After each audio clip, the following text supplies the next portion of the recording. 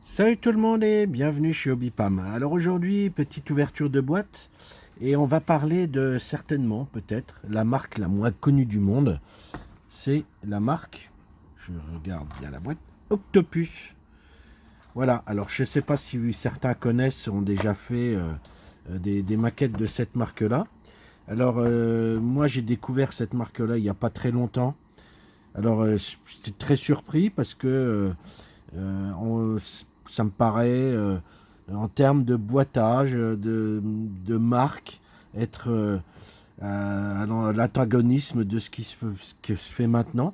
Mais bon, peu importe. Alors, vous voyez, hein, les boîtes sont rigolotes, elles sont bariolées avec des petites bulles. Et puis le petit logo qui est une pieuvre en colère. Et je vous parle de ces marques-là parce que bon, il y a d'autres marques qui sont un peu dans le même système que ça. C'est ce que on appelle dans le langage maquettiste des shot run. Alors c'est des maquettes qui ne sont plus de l'amateurisme entre guillemets, hein. Quand je dis amateurisme, c'est pas péjoratif, c'est pas que c'est mal fait, mais on a on pourrait classer en plusieurs catégories. On a le début et des marques qui font des kits en résine notamment, ce qu'on appelle dans la SF, dans la science-fiction, des garage kits, ce qui veut bien dire ce que ça veut dire. Donc c'est des maquettes qui sont faites dans le garage et on utilise la résine. Pourquoi le moulage résine à l'époque avec des moules en élastomère et de la résine dite de coulée. Maintenant, on utilisera plus largement l'imprimante 3D, mais c'était des kits qu'on pouvait faire dans son garage. Parce que bien entendu, vous imaginez bien qu'un kit plastique, ça reste compliqué à la fabrication. Hein, c'est des machines industrielles, ça demande un traitement industriel, ce qui n'est pas le cas de, du traitement d'une maquette en résine.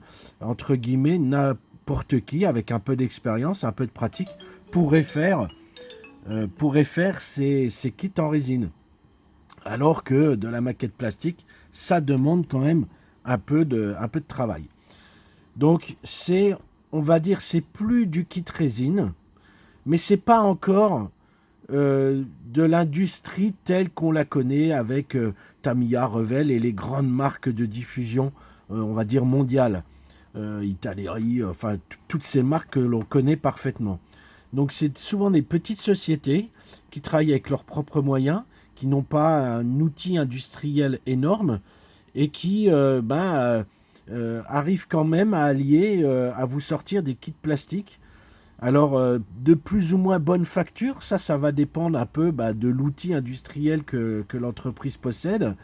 Et, euh, et ça permet de sortir des fois des modèles qu'on ne trouvera nulle part ailleurs parce que ce pas des modèles de grande diffusion. Ce pas des modèles qu'on va vendre facilement. Bien entendu, quand vous êtes un industriel et vous sortiez un kit en plastique, eh ben, il faut penser au coût que ça représente, au coût de fabrication, de développement, de distribution. Et forcément, l'industriel, il est plus tenté à faire des modèles qu'il est sûr de pouvoir vendre parce que c'est des valeurs sûres. Et je prends pour exemple le dernier Tamiya en avion, qui est le F-14. On sait que le F-14, c'est une valeur sûre, que c'est un modèle qui va se vendre plutôt correctement. Et donc, le Shot-Run, lui, il est plus libre de sa fabrication. Et donc, il va partir souvent dans des modèles qui sont moins diffusés, moins courants, moins connus, mais qui peuvent être intéressants pour les maquettistes, parce que le maquettiste, au bout d'un moment, il cherche aussi à avoir un modèle plus rare, moins connu, moins développé. Et dans le Shot-Run, on trouve beaucoup d'avions, parce que la production d'avions de la Première Guerre mondiale jusque, on va dire, dans les années 2000, la production d'avions a été énorme. Il y a eu des prototypes qui sont sortis, on a sorti des modèles plus ou moins de bonne facture. Et l'entre-deux-guerres, notamment, une production d'avions qui était énorme. Et même après la Seconde Guerre mondiale, avec l'arrivée des moteurs à réaction, Et forcément, les industriels de l'aviation ont produit des tas de prototypes, des tas d'avions qui ont plus ou moins bien marché. Et certains ont été retenus par les forces armées ou par des forces civiles, hein, et puis qui sont partis en production. On va parler du Mirage 2000, des Airbus, tous ces avions-là. Et il y a des avions qui sont restés soit sur le papier ou qui ont eu juste un prototype et qui n'ont pas été retenus parce que trop cher, parce que pas assez fiable, parce que pour X raisons n'étaient pas retenus pour la commercialisation. Et donc on peut trouver ce genre, c'est pour ça que ces petites marques font beaucoup d'avions, parce que en aviation on peut trouver beaucoup de sujets inabordés. Alors ça c'était la petite histoire. Alors Octopus, c'est une marque de République tchèque. Alors on trouve beaucoup de ces marques-là provenant des pays de l'Est. Pologne, République tchèque, on a aussi la Russie qui produisait beaucoup de ces petits kits. Alors, pourquoi est-ce que c'est fait là-haut? Peut-être parce qu'il y avait un coût de main-d'œuvre moins élevé, parce que peut-être aussi qu'ils surfaient sur la popularité de la marque Édouard, notamment, qui, rappelons-le, elle aussi, c'est deux amis qui ont commencé dans leur garage et qui aujourd'hui, Édouard est une marque hyper reconnue et hyper qualitative. Donc peut-être que effectivement ça joue beaucoup, mais les pays de l'Est, vous prenez la Pologne, l'Ukraine, République tchèque, sont connus pour une très grosse production de maquettes, modèles réduits, etc. Ils font beaucoup de choses, hein, beaucoup de choses. Ça va de la maquette plastique grande diffusion, comme Mini Art ou ICM, aux petits kits en résine, d'accessoires en résine, comme Reskit par exemple. Mais aussi, il y a IBG, il y a toutes des marques polonaises comme ça qui marchent très bien. Arma Hobby, qui est une marque de maquettes assez récente et qui fait des kits au 72 et 48e d'avion absolument magnifiques. C'est une marque polonaise. Voilà, alors, assez de blabla, on va passer tout de suite à la présentation. Alors, une petite notice, et là vous voyez que c'est un kit qui vient aussi de Palva Models. Alors j'ai aussi des kits Palva Models, donc je pense que là encore, vous verrez les différences entre Palva et puis Octopus. C'est tout simplement que Octopus se fournit en kit plastique chez Palva et eux rajoutent des accessoires en résine, des choses comme ça. Alors les notices, elles sont assez simples. Souvent dans ces kits-là, il n'y a pas énormément de pièces. Pas énormément, vous verrez. Les notices sont plutôt bien faites. Hein. Regardez, c'est digne d'une notice Revell ou Italeri. Hein, les dessins sont propres, c'est bien expliqué. On a connu des kits résine ou des shot-run qui étaient, ma foi, assez... en termes de notice, c'était plutôt compliqué, quoi. Là, c'est plutôt propre. C'est plutôt propre. Hein, les explications sont claires. On voit les peintures avec les codes couleurs que vous avez ici, un peu façon Revell avec des lettres. Donc, ils vous ont identifié les petits pots par des petits pots de peinture. Je trouve que c'est pas trop mal. Voilà. Et puis, chaque explication est plutôt bien définie. Donc, pour la notice, jusqu'à présent, c'est une bonne surprise. On a les avions, les différents types d'avions avec les couleurs, les décalques à poser. Voilà, il y a plusieurs modèles. On a une nomenclature des autres kits disponibles dans la marque. Voilà.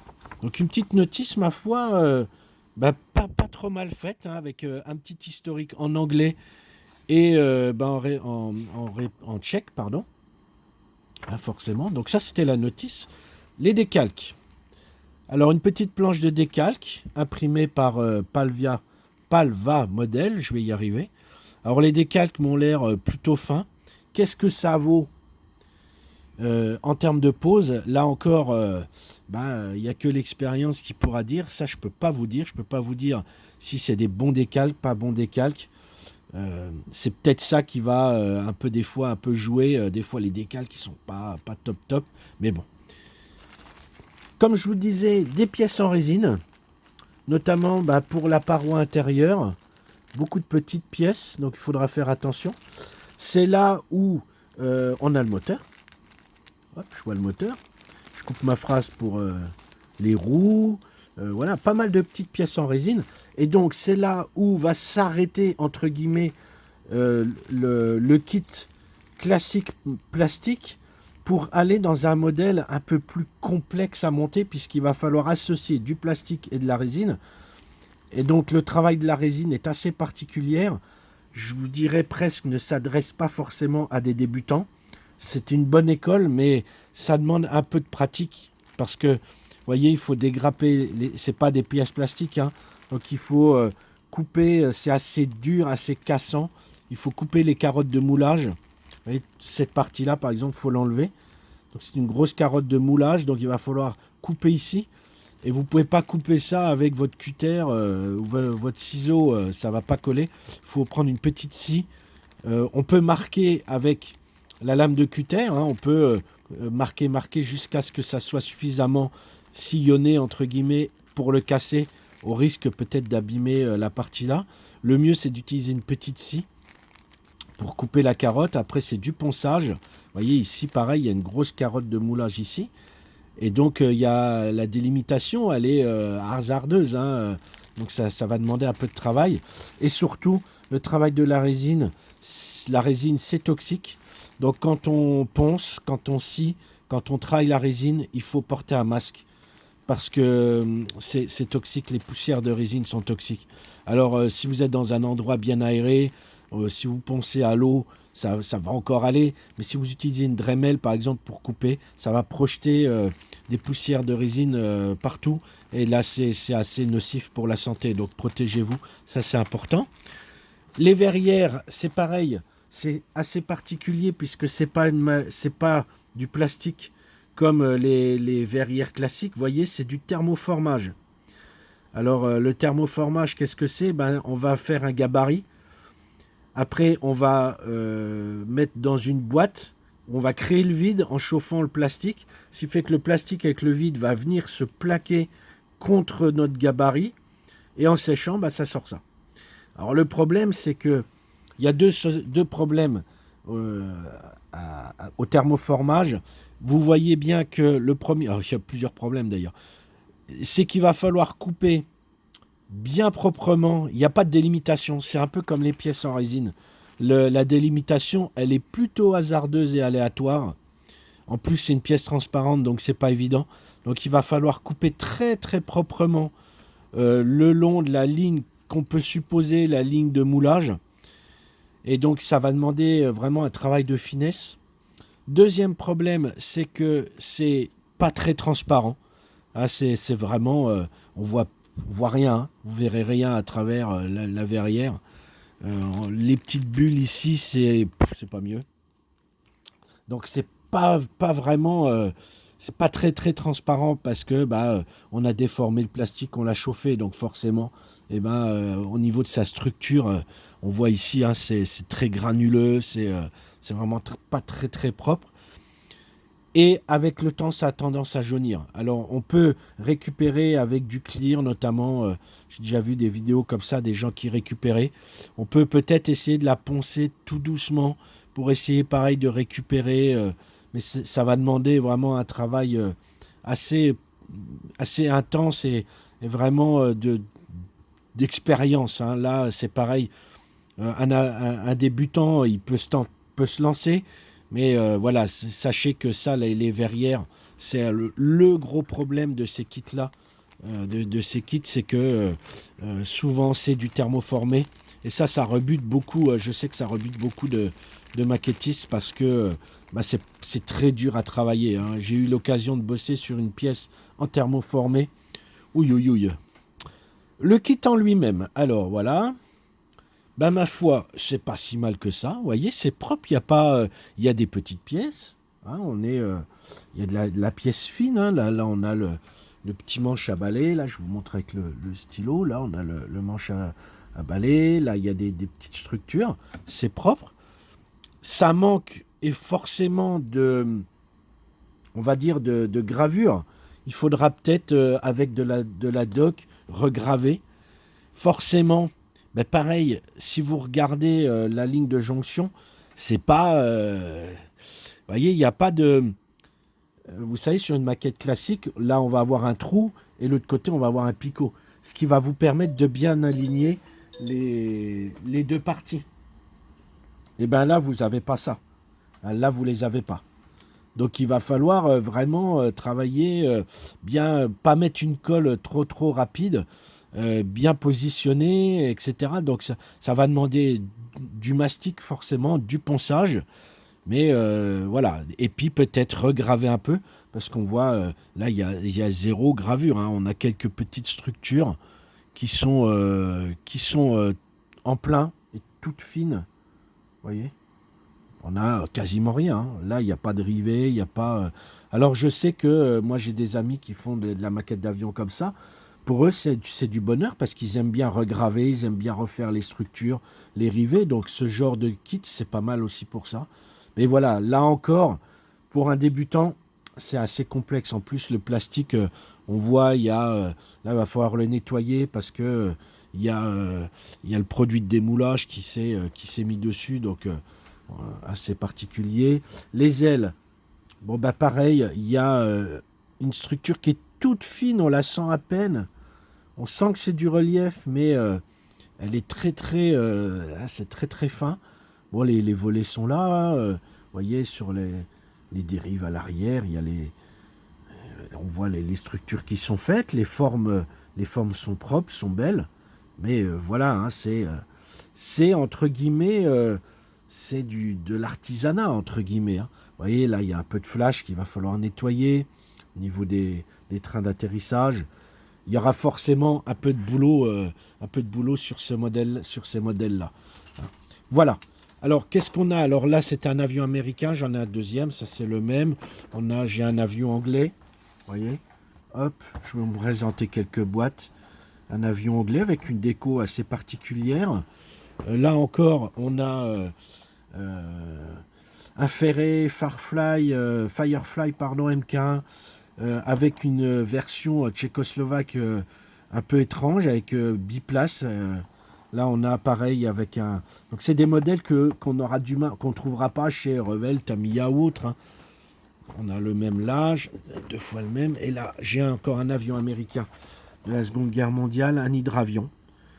Voilà, qui devait certainement. Alors, on a la possibilité de le faire soit avec les roues, version avec les roues, soit en hydravion. Voilà, un Vox OS2U Knight Fisher, Kingfisher, pardon. Oh là, mon anglais exceptionnel. Voilà, là, voilà. Donc, c'était quelques exemples de modèles de cette marque-là. Donc, c'était la présentation un peu originale. Et puis, on parle du prix, vous voyez. C'est des boîtes qui sont quand même pas données, hein, en termes de tarifs, parce qu'il y a de la résine, parce que c'est pas des grosses diffusions. Donc, un avion au 72 chez Revell, on est plus autour de, allez, entre 12, 15 euros. Chez Tamiya, on va être à 20 euros. Là, c'est des avions, on est, vous voyez, à 31 euros, hein, parce que, voilà, c'est pas des modèles très courants, c'est de la petite diffusion. Il y a des pièces en résine. Donc forcément, ça a un coût supplémentaire. Voilà, bon, c'était le dernière explication sur ces kits. Ce kit de chez Octopus Model, marque très originale, totalement déconseillé aux débutants. Après, pour les passionnés d'aviation, ça peut être aussi un beau défi de travailler sur ce genre de maquette. Mais voilà, donc j'ai aussi au magasin des maquettes de chez AZ Model, de chez Plava Model. Donc il y a d'autres modèles à découvrir. Si vous voulez que je vous fasse découvrir ces autres modèles, n'hésitez pas à me le dire en commentaire. Comme ça, je pourrais vous faire des ouvertures de boîtes de ces modèles-là. Donc cette vidéo, vous pouvez la retrouver bien entendu sur les réseaux sociaux Hobbypam sur Facebook, Club Hobbypam toujours sur Facebook, sur la page Instagram Hobbypam54. Alors ces maquettes-là sont pas forcément sur le site internet, mais n'hésitez pas quand même à aller voir. J'ai les maquettes de la marque Plava Model sur le site internet www.hobby-pam.com. Et donc, n'hésitez pas à liker, à partager, à dire en commentaire si vous avez déjà travaillé sur ce genre de kit ou sur des kits en résine et ce que vous en pensez. Est-ce que c'est des kits qui, après tout, se montent quand même relativement facilement, ou s'il faut vraiment être expérimenté pour les faire? Et puis je vous dis à bientôt pour d'autres petites vidéos. Salut tout le monde!